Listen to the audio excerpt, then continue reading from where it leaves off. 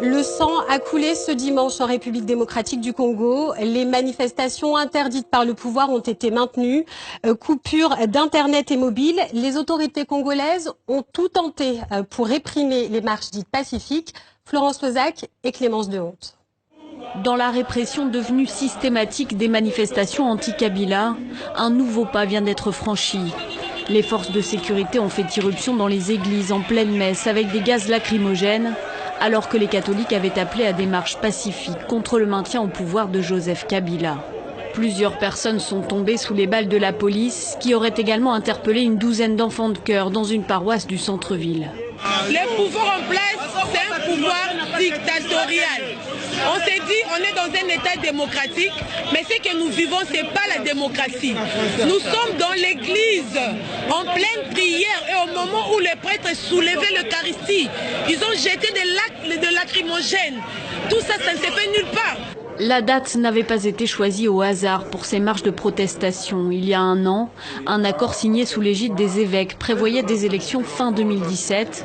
Mais un an plus tard, le président Joseph Kabila, dont le mandat a expiré depuis décembre 2016, est toujours au pouvoir. Et les élections ont été reportées au 23 décembre 2018. Nous sommes fatigués, nous n'avons jamais eu de paix dans ce pays. Rien ne marche, nous ne mangeons même pas correctement. Le président Kabila est encore jeune, il peut très bien laisser sa place à quelqu'un d'autre et revenir plus tard. Ça suffit, nous ne voulons pas de lui, il devrait partir. Principale figure de l'opposition, Félix Tshisekedi et ses soutiens ont été aussi la cible de gaz lacrymogène tirés par la police alors qu'il rejoignait la cathédrale Notre-Dame du Congo à Kinshasa.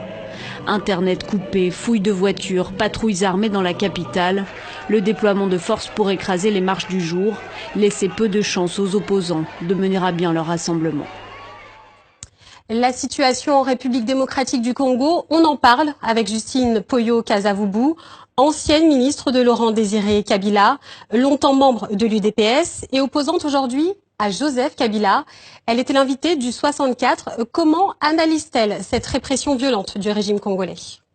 Mais vous avez là, évidemment, le vrai visage de Kabila Kanambe, c'est-à-dire un sanguinaire, c'est-à-dire un tyran, un homme qui n'a pas de cœur, mais qui a la pierre à la place du cœur.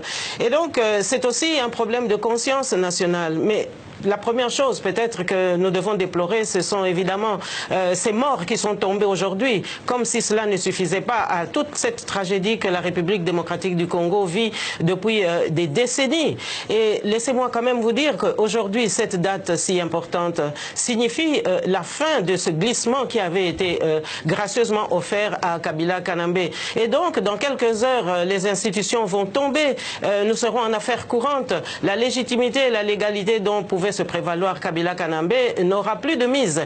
Et donc aujourd'hui, il faut un interlocuteur pour justement relayer les souffrances du peuple congolais et se positionner devant la communauté internationale qui aujourd'hui doit aussi faire preuve de courage pour assumer sa part de responsabilité. Puisque je vous le dis, Kabila Kanambe n'a jamais été élu par le peuple, il a chaque fois fraudé aux élections, mais c'est la communauté internationale qui l'a soutenu. Et donc nous avons ici aujourd'hui la réplique de l'hypocrisie qui a régné pendant toutes ces années. Comment vous expliquez cette fronde des catholiques contre le pouvoir du président Kabila ?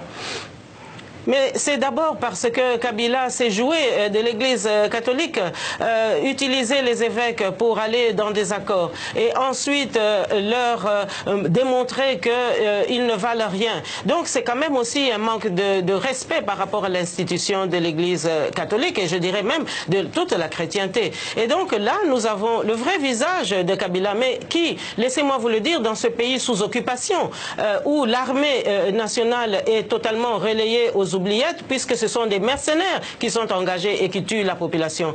Où avez-vous déjà vu un pays où un homme se dit président de la République et qui engage des mercenaires pour massacrer la population? Et donc aujourd'hui, nous avons la réplique de ce qui a toujours prévalu en RDC, à savoir un gouvernement dirigé par Kabila qui n'est que le mentor de Kagame et de Museveni qui ont orchestré toute cette occupation dont nous sommes victimes depuis tant d'années et qui massacre toutes nos populations. Réponse très rapide, s'il vous plaît, à cette dernière question. Est-ce que vous pensez que Joseph Kabila va tenter de se maintenir au-delà de janvier 2019 ?